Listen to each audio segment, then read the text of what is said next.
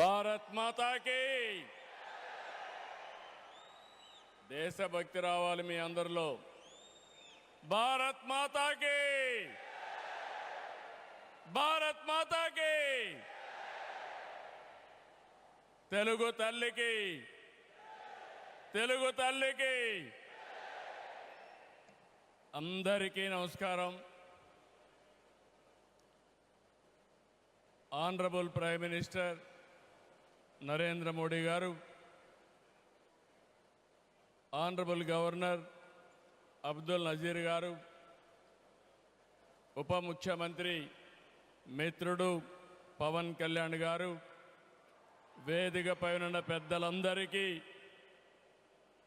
ఈరోజు Alluri Sitaramaraju international airport సందర్భంగా ఉత్తరాంధ్ర ప్రజలందరికీ ముందుగా శుభాకాంక్షలు. ఉత్తరాంధ్రలో కొత్త చరిత్రకు నాంది పలికేలా ఎయిర్పోర్ట్ నిర్మాణానికి సహకరించిన రైతులందరికీ ముందుగా పాదాభివందనం చేస్తున్నాను. మీరు కేవలం భూములు మాత్రమే ఇవ్వలేదు, ఉత్తరాంధ్రకు బంగారు భవిష్యత్తు ఇచ్చారు. నేడు ఉత్తరాంధ్రకి ఇంటర్నేషనల్ ఎయిర్పోర్ట్ వచ్చింది. ఉత్తరాంధ్రకి అంతర్జాతీయ ఐటీ దిగ్గజం గూగుల్ వచ్చింది. ఉత్తరాంధ్రకి ప్రపంచ స్థాయి స్టీల్ కంపెనీ ఆర్సీఆర్ మిత్తల్ వచ్చింది. ఇంకా ఎన్నెన్నో. ఇవన్నీ ఎలా వచ్చాయి? ఒక్కసారి మీరు ఆలోచించుకోవాల్సిన అవసరం ఉంది. 2 ఏళ్ల క్రితం విధ్వంసమైన రాష్ట్రం. ఆ రోజు నేను, పవన్ కళ్యాణ్ గారు, నరేంద్ర మోడీ గారి నాయకత్వంలో మీ అందరికీ ఒక హామీ ఇచ్చాం. రాష్ట్రాన్ని పునర్నిర్మాణం చేస్తామన్నాం, నిలబెట్టుకున్నాం. మోడీ గారి చేతుల మీదుగా ప్రారంభించుకున్న ఎయిర్పోర్టు ఉత్తరాంధ్రకు ఒక మణిహారం. నేను అందుకే పదే పదే చెప్తున్నాను, ఉత్తరాంధ్ర కలలకు రెక్కలొచ్చాయి. ఎర్ర బస్సు రాదన్నారు, ఎయిర్ బస్సు వచ్చింది. అవహేళన చేసిన వాళ్ళు అడ్రస్ లేకుండా పోయే పరిస్థితికి వచ్చారు. ఆ రోజు ఎన్నో ఈ ప్రాంత ఆశలని, ఆకాంక్షల్ని తక్కువ చేశారు, అడ్డుపడ్డారు. అన్ని అధిగమించాం. అద్భుతమైన ఎయిర్పోర్ట్ ఈరోజు నిర్మాణం అయిందంటే ఇది ఉత్తరాంధ్రకి గర్వ కారణమని మరొకసారి విజ్ఞప్తి చేస్తున్నాను. కొత్త ఎయిర్పోర్టు మన్యం వీరుడు అల్లూరి సీతారామరాజు పేరు పెట్టుకున్నాం. పేరు తలుచుకుంటేనే గుండె ఉప్పొంగుతుంది.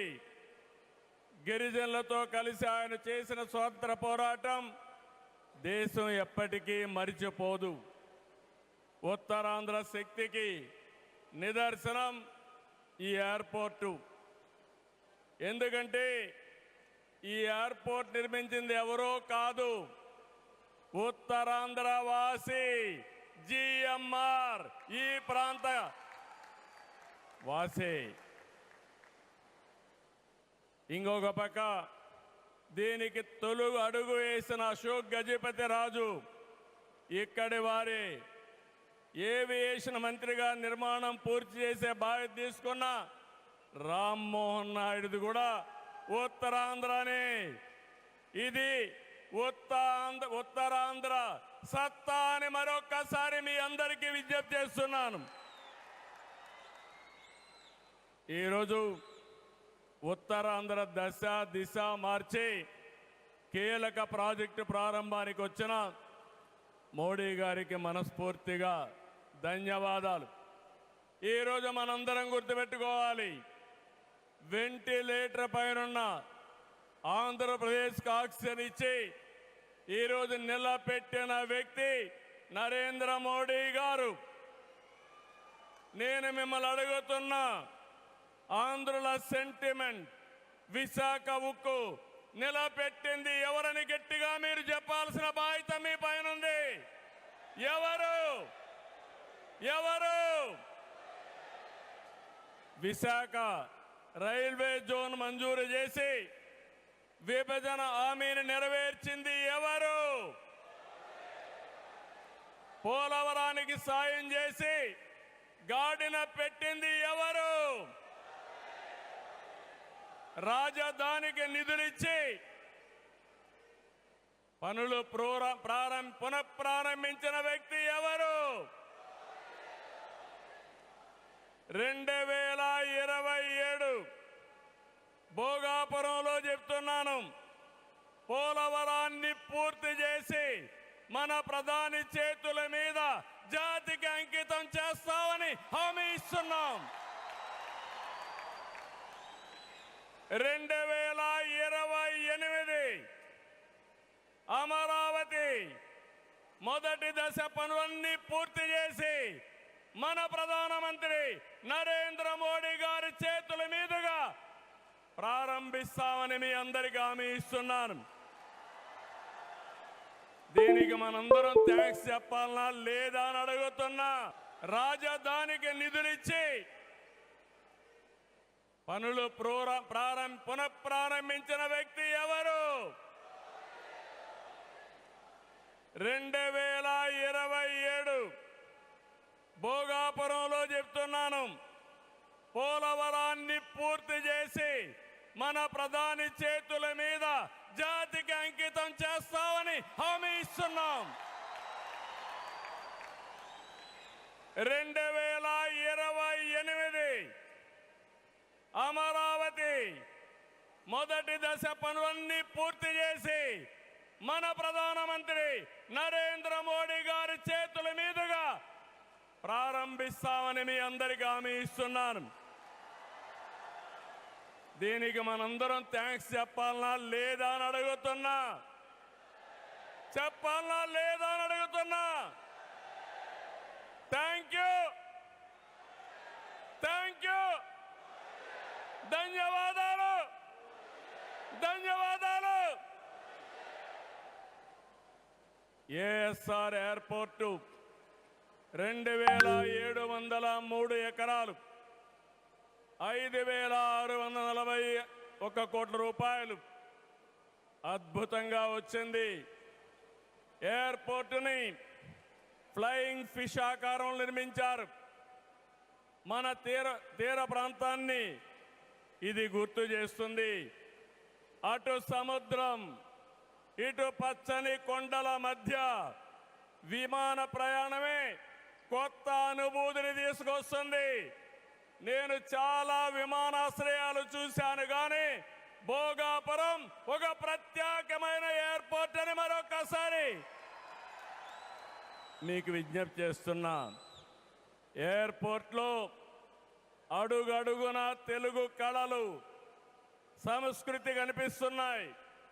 తెలుగు ముగ్గులు, ఏటి కొప్పాక బొమ్మలు, కూచిపూడి నృత్యం, తోలు బొమ్మలాట, బొబ్బలి వీణ, నాదస్వరం, లేపాక్ష నంది వంటివి ప్రతిబింబించేలాగా తీర్చిదిద్దారు. విశాఖ నుంచి భోగాపురాన్ని నిర్మించే బీచ్ కారిడారు ప్రకృతి అందాలతో మరింత ఆకర్షణ తెస్తుంది.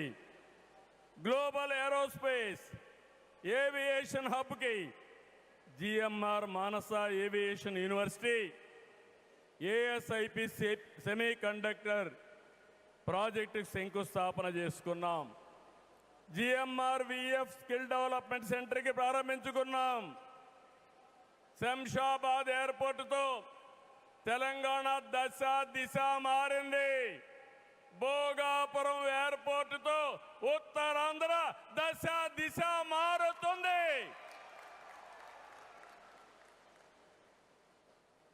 2015లో ఆనాడు ప్రధానమంత్రిగా ఉన్న నరేంద్ర మోడీ గారి నాయకత్వంలో ప్రకటన చేశాం. 19లో అనుమతులు తెచ్చి శంకుస్థాపన చేశాం.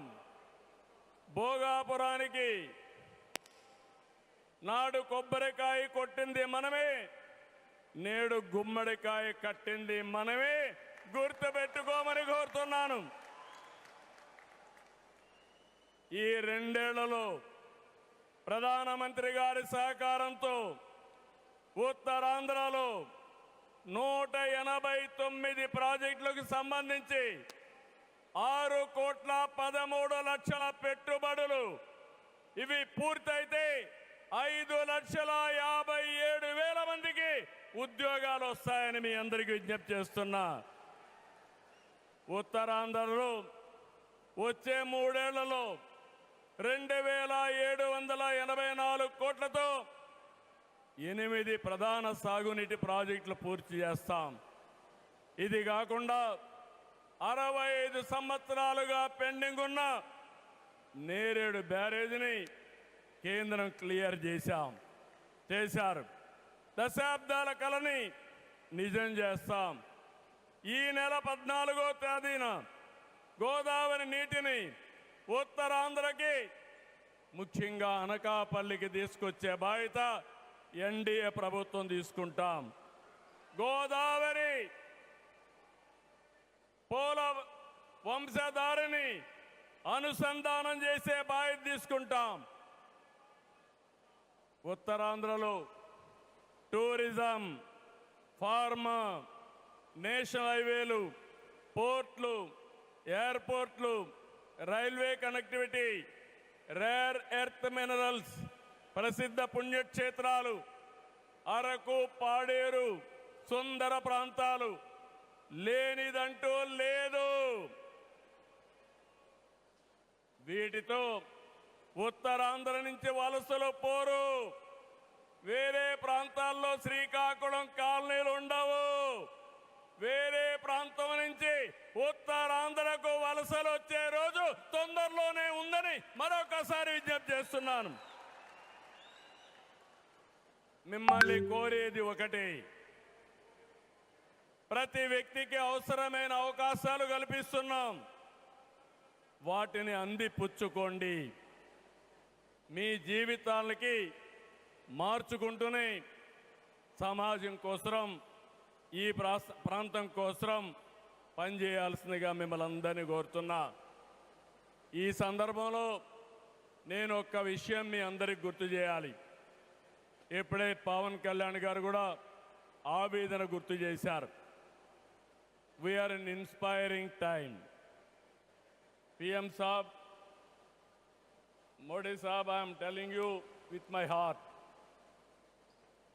We are in inspiring time. The world has moved from IT to AI. The right knowledge is available. The right technology is maturing. But we need leaders to deliver. Democratic countries everywhere are facing crisis, searching for new leaders. We are fortunate, India is fortunate. There is a tested leadership. 25 years, Narendra Modi ji as Chief Minister and Prime Minister of India has done extraordinary work. Ordinary man, Jam. It is a historical moment. Without corruption, any benefit, he is going to the last mile, that is DBT. Nowhere in the world, in India it has been established. Infrastructure, you have seen Bhogapuram, like this, so many airports. National highways, I can say proudly, nowhere in the world our national highways can beat. Railways, yesterday high-speed trains are coming, and also green hydrogen train has come in India, first time. That is what Narendra Modi ji. Ports, metros, green energy. Nobody dreamt 500 gigawatts of green energy, Surya Ghar, and also he promoted green energy like anything. GST is a breakthrough reform. Welfare, every poor person house, Ayushman Bharat, LPG, JJM, through JJM, every home he wanted to give tap water. GDP, wealth creation, from 11th place, he brought it to 4th place. That is the pride. National defense and also security. There is no Naxalism, no terrorism. Under his leadership, we are all safe. Foreign policy, one of the best foreign policy. Every country is shocked to hear that. Space, science, technology. If we talk anything, I have seen in my past 5 decades career. 1978, I became first time MLA. 1980, I became minister. First time, I have seen a leader with clear clarity. Always, he works with a single agenda, nation first. I am asking one thing, how many leaders with dedication they have worked? In my experience, only one leader, that is Narendra Modi, has done extremely good work.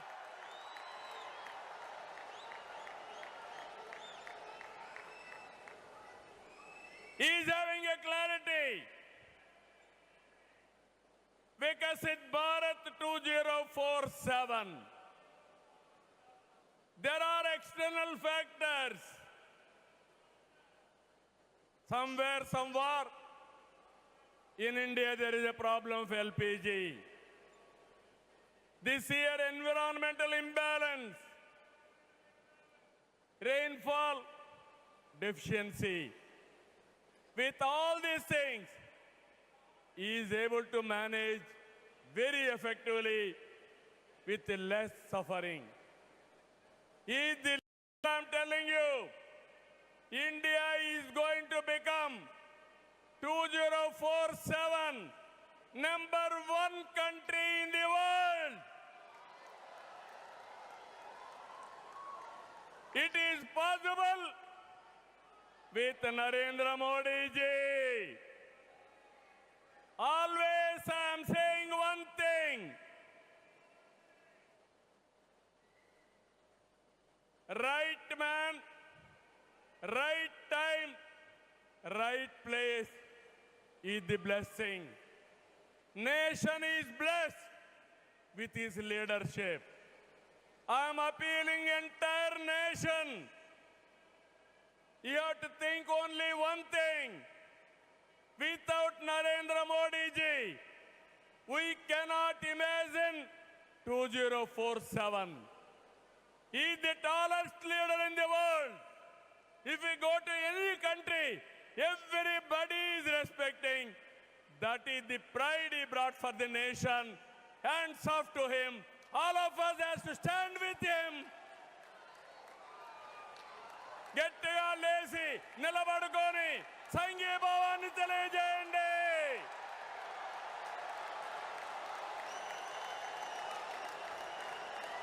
గట్టిగా.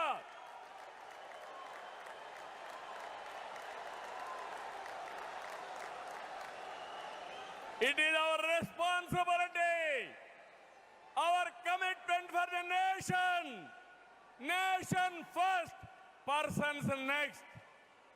So I am very happy. Entire nation has to understand the amount of development, the amount of respect India is commanding globally. Only one man is leading, one leader is leading. That leader is Narendra Modi ji. We have to protect his leadership. All of us have to talk about it. Those who are criticizing him, they have to understand what they have contributed for this nation. He has done for the last 25 years extraordinary work. So with this, భారతదేశాన్ని number 1గా నిలబెట్టే శక్తి నరేంద్ర మోడీ గారికి ఉంది. తెలుగు జాతి చరిత్ర సృష్టించే శక్తి మనకుంది. అల్లూరి సీతారామరాజు స్ఫూర్తితో ఐక్యంగా అడుగేద్దాం. అటు కేంద్రం ఇటు రాష్ట్రం కలిసి ముందుకెళ్దాం. తెలుగు జాతిని నెంబర్ 1గా చేసుకోవాలని మరొక్కసారి మీ అందరికీ విజ్ఞప్తి చేస్తూ, ఉత్తరాంధ్ర మళ్ళీ చెప్తున్నా, ఇంక మీరు పేద అరుపులు అరవడానికి లేదు. ఉత్తరాంధ్ర ఉత్తమ ఆంధ్ర, నెంబర్ 1 ఆంధ్ర, నెంబర్ 1 ప్రపంచంలో దేశం రావాలి. విత్ దిస్ మరొకసారి మీ ఉత్సాహం చూశాను, మీ కమిట్మెంట్ చూశాను. ఇక్కడ ఎంతమంది ఉన్నారో ఎంతమంది బయటనున్నారు. ఈరోజే మన గిరిజన పిల్లలు దింసా డాన్స్ చేసి గిన్నీస్ రికార్డు తెప్పించారు, వరల్డ్ బుక్ ఆఫ్ రికార్డ్స్ తెప్పించారు. వాళ్ళందరినీ అభినందిస్తూ మనస్ఫూర్తిగా ఈ కార్యక్రమాన్ని జయప్రదం చేసిన మిమ్మల్ని అందరినీ అభినందిస్తూ ధన్యవాదాలు తెలియజేసుకుంటూ సెలవు తీసుకుంటున్నాను. జై భారత్, జై తెలుగు తల్లి, జై హింద్.